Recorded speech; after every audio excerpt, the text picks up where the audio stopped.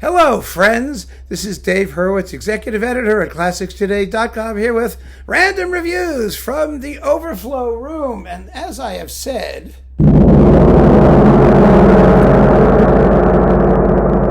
in working our way through the letter P, all kinds of weird things are going to pop up, juxtaposed in very interesting ways. And boy, is this a case in point. We've got music from the dawn of time, literally, the dawn of Western music, all the way up to the 20th century, in just three composers. Well, we have this in this little clump. Okay, so what do we got here? Well, this little clump, we start with Matos di Perusia, or Matteo di Perugia, depending on how you want to spell it and pronounce it. Now, he lived circa, we only know a circa, there's very little information about him, 1418. And this is a collection of sacred and secular music from around 1418, I guess, featuring the Huelgas Ensemble and Paul Van Neville. You know, I collected early music at one point in my life. I really did, because it was being done in these wonderful series. This was one of them on Sony Vivarte, which was, Wolf Erickson's series. He was one of the guiding lights behind, like, all of the early music series, like Archive and Telefunken and all that. He worked for all those labels at one point or another. And he fostered the careers of most of the best known early music people. Really a remarkable guy. And I met him a couple of times, but particularly we gave him a Lifetime Achievement Award at the Cannes Classical Awards, and he was kind of a jerk about it, to be honest. These people so seldom are. I'll never forget. We gave him a nice award, and the awards in those days. I mean, it was as I pointed out, it was a trade show, and we wanted to get through the awards quickly. So we would make an introduction. The person would pick up his award. We told him not to talk, to just sit down and shut up and take his award. So afterwards, he came up to me and said that the person who had introduced him could have spent more time talking about how illustrious he was. I'm not kidding. That's what he said. And I was like, oh, good Lord, I said, I actually said to him, can't you just say thank you? I mean, would it really have killed you just to say thank you? I guess I had no patience for that kind of foolishness. But anyway, this is Matthias di Perugia, which was part of the Huelgas Ensemble series on Vivarte. Entartete Musik was something else, right? And I collected it, and it all kind of sounds the same. I mean, to be honest with you, if it's from the 14th century, fact of the matter is, the more you know it, the more you listen to it, the more you can tell who the really distinctive voices were from any period in music, because you get to know their style, right? But, when you're dealing with one disc from one guy from around 1418, yeah, it sounds very nice. And, it's Overflow room material, let's put it that way. Then we've got, oh yes, this is really hot stuff. Really, really, really good stuff.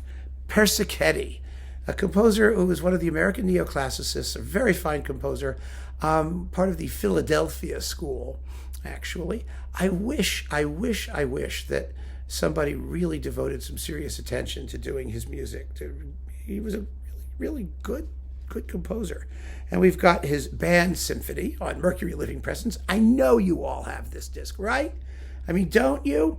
It's Frederick Fennell and the Eastman Wind Ensemble. You've got Granger's Lincolnshire Posy and Hillsong No. 2, and Armenian Dances by Khachaturian, and Walter Hartley's Concerto for 23 Winds, and Bernard Rogers' 3 Japanese Dances. It's a fabulous disc. Fabulous disc with the Persichetti Band Symphony, which is his Symphony No. 6, actually. And it's an absolutely lovely work, first-class stuff. I mean, he was a real stylist. He was. His music is pithy and sharp and tart and tangy and wonderful. Then we've got some here. This disc on what label is this? It's on what you call Delos. Yeah. American Contrasts. James DePriest with the Oregon Symphony, Benjamin Lee's Vincent Persichetti Symphony No. 4, and Michael Dougherty, Philadelphia Stories for Orchestra, and Hell's Angels. Wow. This is a great disc. The Benjamin Lee's Passacaglia is oodles of fun. The Persichetti Fourth is wonderful. I have not seen this disc. When I got it, did anyone pay any attention to it? Does anyone care about American music? I don't know. I really don't know. It's amazing to me. So there was that. So that's fun. And then we've got another fourth, because Eugene Ormandy and Philly did it back in the mono days, I think. Actually, is this mono or is this stereo? Let me see if it says. I don't remember whether this was in the mono box or the stereo box, but you've also got William Schumann's Credendum and Louis Gessen's Way, Four Squares of Philadelphia, with Oscar Treadwell, narrator. Goodness gracious. Unbelievable. It was licensed from Sony Special Products. Let's see if I can get recording dates for these. Here we are, 56, 55, and 54. Yeah, so these are all monos. Originally released in mono. Yep, there we go. So there you go. Worth having. It's on Albany, managed to license that stuff, but now it's all getting remastered, and it's been reissued in those Ormandy boxes. So there we have that one. Then we've got the Albany Symphony with David Allen Miller. More recently, Persichetti, 2 discs. Yay! You should have this. You should all have this. The 3rd Symphony, the 4th Symphony in a new recording, and the 7th Symphony. And these are major works. The 7th Symphony is the liturgical. Oh, wow, baby. And none of these things are, it's 2 discs, but the 7th is only 25 minutes long. The first 2 discs are 55. You could actually put this all on 1 disc now. But it's so great to have modern recordings of this music available so that we can enjoy it and all of its lustrous wonderfulness. Then we've got the Persichetti Symphony for Strings with Muti and Philly, and his piano concerto with Robert Taub and Charles Dutoit conducting it with Philly on New World. So that's worth having. I mean, there's some major recordings of Persichetti's music. And then we have this one, which is Louisville. Serenade number 5, the Symphony for Strings, another performance of that, and the Symphony number 8. He wrote, I believe, 9 symphonies. I think he was one of the 9 guys. I don't know, maybe I'll have to wear a necktie or something next time I talk about those. But here they are with Robert Whitney and Jorge Mester, as usual, and with widely varying sonics and orchestral playing, 1954 through 1970. And the orchestra gets better as we get into the modern era. But there you go, Persichetti. Definitely an important guy, definitely worth hearing, and that is just lots of fun. Then, finally, last but not least, goodness gracious, we jump back to the dawn of time, to the beginnings of polyphony with Perotin. I just use Perotin as the sort of catch-all guy because, where else are you going to put this stuff? I just put it under P. Perotinus, he was sometimes known as. So here we have Paul Hillier with the Theater of Voices, Paul Elliott and Alan Bennett doing music from the age of cathedrals. This is all like from, the 13th century or something like that, around there. Music from the Magnus Liber Organi on Harmonia Mundi. And then we've got, let's see, what's this one?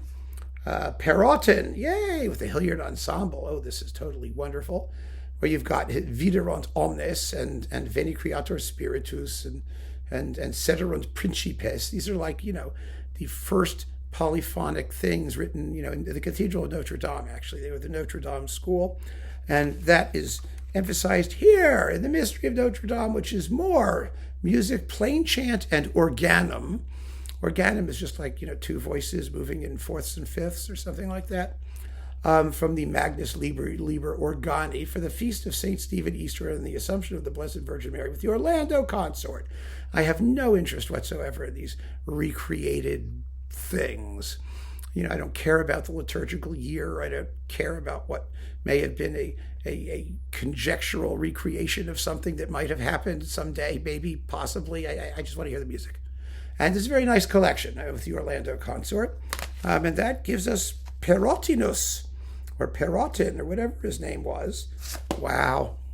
What an amazing range of music we have on record for all of us to enjoy and explore and experience. And if you don't know organum, and if you haven't heard Perotin or Perotinus or whatever you want to call him, you really should, because it's really interesting sounding. His music sounds very primal, very, very primal. It's obviously the origin of something.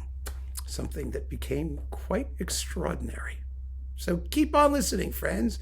Thanks for joining me. Take care.